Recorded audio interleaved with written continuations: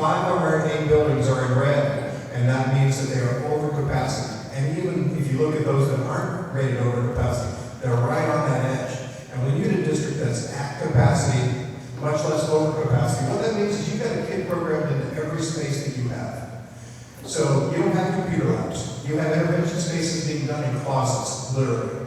That's what it means to be a capacity building. So we really are starting to make very difficult choices in these buildings. All of you that know me know how much I love Willis, how much I love our staff, our students, and our families. When I first came to Delaware, it was when 5th grade was still at the elementaries, and so I watched that transition. We were at a different point then. I can tell you when I started at Willis 10 years ago, we had less than 600 students, and now we're almost at 900.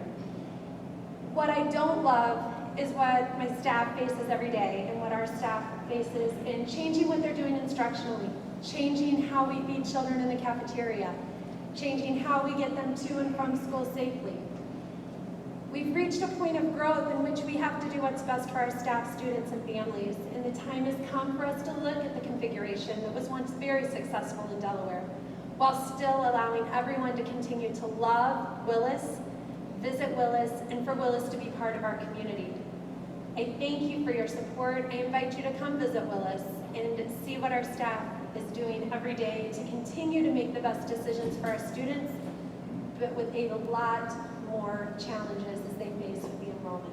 I see is the problem at Willis is 32 buses line up on the busiest street in this community.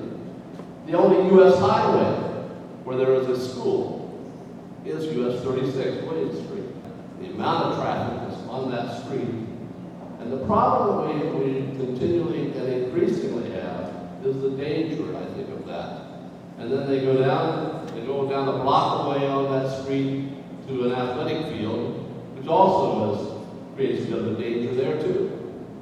I think that this configuration that they've come up with a 6th grade wing that has some contact with 7th and 8th graders, is the best configuration that we could come up with. When I started in Delaware in 2006 at the newest facility in the community on a beautiful large campus, we had empty classrooms. And when you're projecting out, that's how it's supposed to be. You're supposed to have that space.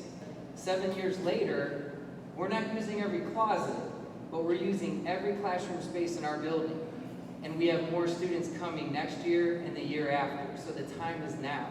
We usually expect 50 new students a year. In the high school alone, we ended up with 100 new students this year.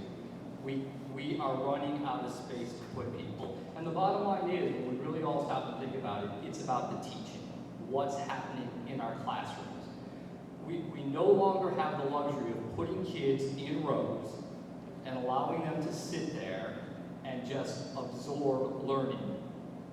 We have a society that is requiring our students to be actively involved in the learning process and asking them to be part of teams.